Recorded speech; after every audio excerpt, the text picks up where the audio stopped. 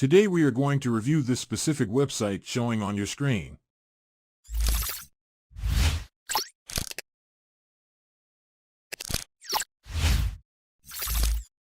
Hey guys, welcome to our channel with another review of shopping website. For more reviews about scams websites, kindly subscribe our channel. This website claims to sell items with half of price compared to other websites. Prices are too good, which make it a little suspicious to believe. No doubt this website looks like another fake online store. Online shoppers run the risk of receiving counterfeit goods or nothing at all from this store. Unsatisfied online users who have shopped on the untrustworthy website are asked to contact their bank or financial institution to have their transactions canceled and money refunded.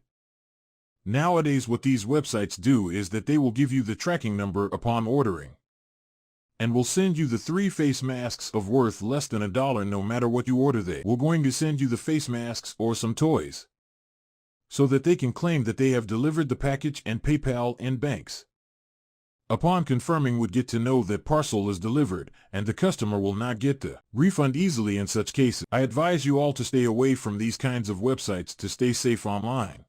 Do share your experience in the comment box to help others.